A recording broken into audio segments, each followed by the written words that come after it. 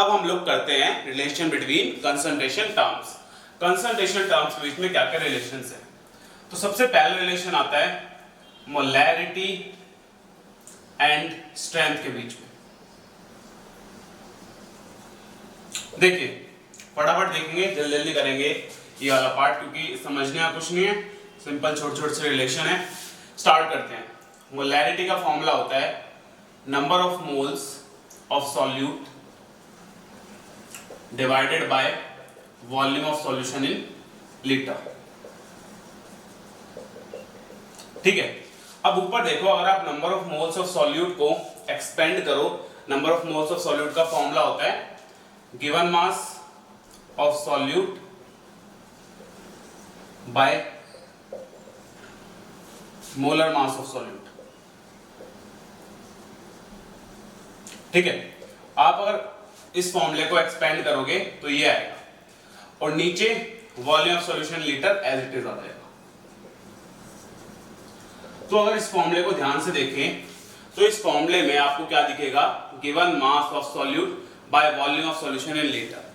और ये जो फॉर्मूला होता है, यही फॉर्मूला होता है स्ट्रेंथ का, मास of solute in gram bye volume of solution in litre. ठीक है, तो इसे स्ट्रेंथ से रिप्लेस कर देंगे और हमारे पास रिलेशन आ जाएगा स्ट्रेंथ और मोलैरिटी में। ठीक है, तो ये रिलेशन आता है स्ट्रेंथ एंड मोलैरिटी के बीच में, सबसे फर्स्ट रिलेशन। ठीक है, पहला रिलेशन ये हो गया। सेकंड देखिए, सेकंड आता है नॉर्मेलिटी एंड स्ट्रेंथ के बीच में।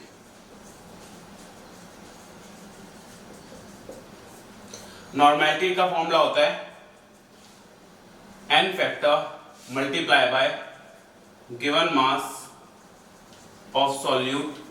ये वो फॉर्मूला है जो हमने बिल्कुल लास्ट में ड्राइव करके बनाया था। ठीक है, नॉर्मेलिटी वाले टॉपिक में देखना, ये फॉर्मूला हमने बनाया। ठीक है, bye molar mass of solute multiply by volume of solution in litre. ठीक है, तो इस फॉर्मूले को डायरेक्ट देखिए कि जब हम इस चीज को देखें, इतने पार्ट को इस पर्टिकुलर फॉर्मूले में, तो given mass of solute by volume of solution in litre, वापस स्ट्रेंथ का फॉर्मूला आ गया, तो स्ट्रेंथ से रिप्लेस कर देंगे इसे, और हमारे पास आ जाएगा n factor multiply by strength divided by molar mass of solute. ठीक है, तो ये रिलेशन आता है हमारे पास, second relation normality and strength के बीच में।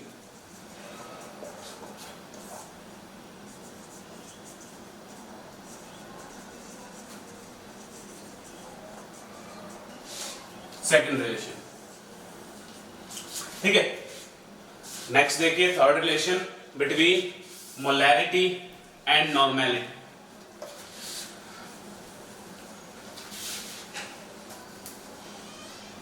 मोलैरिटी एंड नॉर्मेलिटी, इसके बीच में क्या रिलेशन आता है। देखिए नॉर्मेलिटी का हम लोगों ने फॉर्मूला पढ़ा है। नॉर्मेलिटी का फॉर्मूला होता है n factor multiply bye given mass of solute divided by molar mass of solute multiply by volume of solution in litre. ठीक है, ये फॉर्मूला आता है हमारे पास। इस फॉर्मूले में अगर हम इतने पोर्शन को देखें, n फैक्टर को छोड़ के सारा पोर्शन, तो ये फॉर्मूला आपके पास पूरा पूरा मोलैरिटी का आ जाता है। कैसे, given mass by molar mass होता है number of moles, given mass by molar mass हो गया number of moles of solute by volume of solution in litre. तो ये फॉर्मूला क्या आ गया आपके पास, normality is equals to n factor multiply by molarity. तो थर्ड रिलेशन आपके पास आ जाता है, third relation molarity and normality के बीच में। ठीक है, फटाफट करते जाने से, क्योंकि इसमें समझने का कुछ नहीं है, बस फॉर्मूले बनाने हम लोग। नेक्स्ट आएगा मोलैरिटी एंड मोलैरिटी के बीच में। फोर्थ, मोलैलिटी एंड मोलैरिटी के बीच में रिलेशन। अब देखिए ये थोड़ा सा कॉम्प्लिकेटेड रिलेशन है, इसको समझना पड़ेगा ये कैसे हम बनाते हैं इस फॉर्मूले को, ठीक है। तो ध्यान से देखना, सपोज करो आपके पास कोई सॉल्यूशन है ए, उस सॉल्यूशन की मोलैरिटी m है, ठीक है, डेंसिटी उस सॉल्यूशन की इन ग्राम पर ml, ग्राम पर ml में जो सॉल्यूशन की डेंसिटी है वो है d, और अगर जिसको डेंसिटी नहीं पता तो डेंसिटी होती है मास of solution divided by volume of solution. यहां पे ग्राम पर ml का मीनिंग क्या है, मास of solution in gram, volume of solution in ml, ये मीनिंग, ठीक है। तो ये है सॉल्यूशन एंड उसकी मोलैरिटी इज m, ठीक है। ये है आपके पास एक सॉल्यूशन जिसकी मोलैरिटी m है, density d and molarity m। M क्या है हमारा, मोलैरिटी एंड मोलैरिटी में रिलेशन निकालना। तो देखिए रिलेशन बिल्डअप करते हैं पूरा, कैसे बनाएंगे। सबसे पहले अगर आपको ये दे रखा है कि सॉल्यूशन की मोलैरिटी m है, इसका मीनिंग क्या हुआ, इसका मीनिंग ये नहीं हुआ m moles of solute in 1 litre of solution. इसका मीनिंग देखिए कैसे ये मीनिंग आया इसका, अगर मोलैरिटी किसी की m है तो उसका मीनिंग होता है m moles of solute in 1 litre of solution. कैसे, यहां पे देखिए अगर आपको कोई ऐसा सॉल्यूशन गिवन है जिसकी मोलैरिटी 4 मोलर है, ठीक है, इसका मीनिंग क्या हुआ 4 मोल पर लीटर, या हम इसको ऐसे लिख सकते हैं 4 मोल बाय 1 लीटर, मतलब 4 moles of solute in 1 litre of solvent. तो वही हमने यहाँ पे लिखा है, अगर किसी की मोलैरिटी m है तो m moles of solute in 1 litre of solution, ठीक है, यानी कि 4 मोल्स ऑफ सॉल्यूट है हमारे पास, ठीक है। नेक्स्ट देखिए, अगर हम निकाले मास ऑफ सॉल्यूशन, तो देखिए मास ऑफ सॉल्यूशन में क्या लिख रहा हूं, ध्यान से देखिएगा, डेंसिटी यानी d multiply by volume of solution. कैसे लिखा मैंने ये मास ऑफ सॉल्यूशन, इस फॉर्मूले को ध्यान से देखिए, डेंसिटी वाले फॉर्मूले को। इस फॉर्मूले में density is equals to mass of solution by volume of solution है। अगर हम वॉल्यूम को इधर ले जाएं तो मास ऑफ सॉल्यूशन किसके इक्वल आ जाएगा, density multiply by volume of solution. वही यहाँ पे लिखा हुआ है, मास ऑफ सॉल्यूशन क्या होगा, density multiply by volume of solution.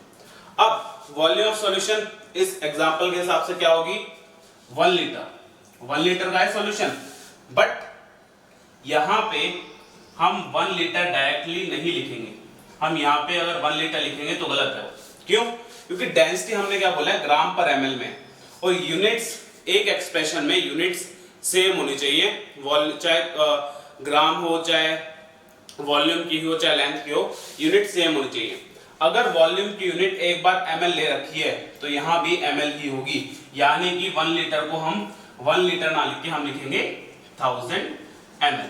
तो मास ऑफ सॉल्यूशन क्या आ गया, डेंसिटी मल्टीप्लाई बाय 1000 ml, तो ये आ गया मास ऑफ सॉल्यूशन। देखिए कॉम्प्लिकेटेड है ये, अभी तो ये नहीं पता चल रहा कि हम रिलेशन क्या निकाल रहे हैं, बट ध्यान रखना एम क्या है, मोलैरिटी एंड मोलैरिटी, एम हमारा यही है। अभी क्वेश्चन ये जो हम रिलेशन बना रहे हैं समझ में आएगा धीरे धीरे आप लोगों को, बस करते जाओ, समझते जाओ, जो जो चीजें आती आ रही है।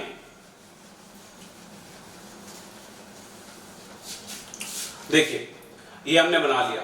अब देखिए अगर हम बात करें मास ऑफ सॉल्यूट की, मास ऑफ सॉल्यूट, तो मास ऑफ सॉल्यूट क्या हो जाएगा, देखिए ध्यान से, मास ऑफ सॉल्यूट को क्या लिख रहा हूं मैं, molar mass of solute, M2 denote कर रहा है मोलर मास ऑफ सॉल्यूट को, multiply by number of moles of solute.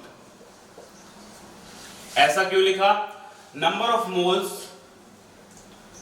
का फॉर्मूला होता है गिवन मास बाय मोलर मास। अगर हम मोलर मास को इधर ले जाएं तो गिवन मास किसके इक्वल आएगा, number of moles multiply by molar mass. वही लिखा है यहाँ पे, mass of solute is equals to molar mass multiply by number of moles. इसी फॉर्मूले को रीअरेंज करा है मास के फॉर्म में, ठीक है, ये पढ़ते आ रहे हो आप लोग, ये वाला फॉर्मूला नंबर ऑफ मोल्स का वही फॉर्मूला है।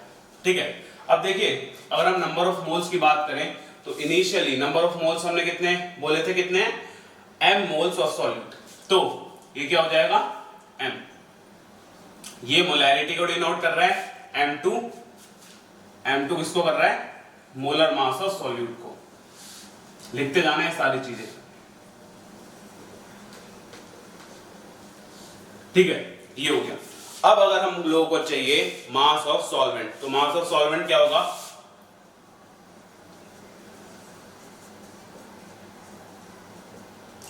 मास ऑफ सॉल्वेंट, अगर मास ऑफ सॉल्यूशन से मास ऑफ सॉल्यूट को माइनस कर दिया जाए तो क्या आएगा हमारे पास, देखिए मास ऑफ सॉल्यूशन है 100D, सॉल्यूशन में से सॉल्वेंट का मास माइनस कर दो तो क्या मास ऑफ सॉल्यूट नहीं बचेगा हमारे पास।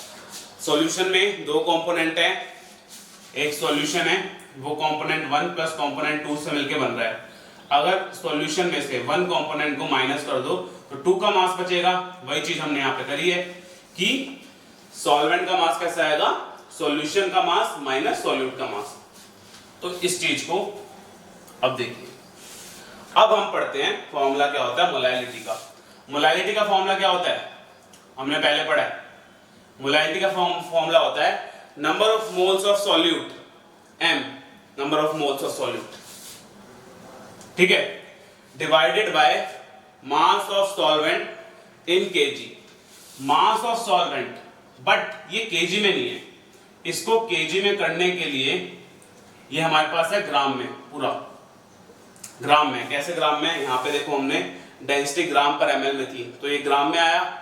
सिमिलरली मास ऑफ सॉल्यूट जो होता है नंबर ऑफ मोल्स वाली इक्वेशन में वो ग्राम में होता है, तो ये पूरा ग्राम में था हमारे पास। इसको केजी में कैसे कन्वर्ट करेंगे, 1000 से डिवाइड कर देंगे और ये हो जाएगा केजी में कन्वर्ट। तो molarity is equal to number of moles divided by mass of solvent in KG, यानी कि 100D minus m2m divided by 100, वो मल्टीप्लाई हो जाएगा ऊपर।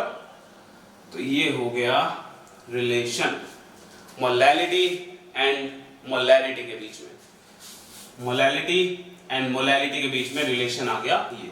तो देखिए यहां तक तो हमें कहानी को समझ में नहीं आई थी, बट ये सब हमने क्यों करा, ये हमने करा इस इक्वेशन को इजीली बनाने के लिए, ठीक है।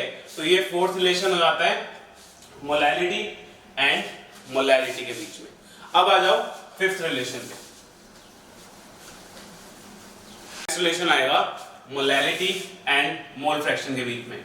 फिफ्थ रिलेशन है मोलैलिटी एंड मोल फ्रैक्शन। अब जो बाकी बचे दो रिलेशन है, एक molality and mole fraction and दूसरा relation molarity and mole fraction. ये दो हम डायरेक्ट लिखेंगे, ठीक है, इतना क्योंकि ये यूज नहीं होने आगे आपके कभी। डायरेक्ट लिखेंगे रिलेशंस क्या है, डायरेक्ट रिलेशंस को पढ़ेंगे।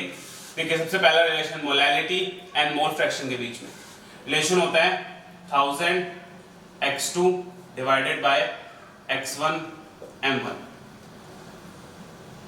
Then molarity is equals to 1000 dx2 divided by x1 m1 plus x2 m2। ये दो रिलेशंस हैं, लास्ट रिलेशंस कंसिडरेशन टर्म्स के बीच में, molality and mole fraction, molarity and mole fraction. अब इसमें देखिए क्या क्या चीजें हैं, साइड में लिख लेना। x2 रिप्रेजेंट करता है मोल फ्रैक्शन ऑफ सॉल्यूट को, जहां पे भी 2 आएगा ना वो सॉल्यूट को रिप्रेजेंट करता है मेरी। x1 रिप्रेजेंट करता है किसको करेगा, सॉल्वेंट बचा तो mole fraction of solvent. m1 represent करता है मोलर मास ऑफ सॉल्वेंट, 1 है सॉल्वेंट को करेगा, m2 आ जाएगा तो मोलर मास ऑफ सॉल्यूट, ठीक है। D रिप्रेजेंट कर रहा है यहाँ पे डेंसिटी को, जैसे हमने पहले पढ़ा था, और M ये आपको पता ही है, स्मॉल m डिनोट करता है मोलैलिटी को एंड कैपिटल M डिनोट करता है मोलैरिटी, ठीक है। तो ये दो रिलेशंस हो गए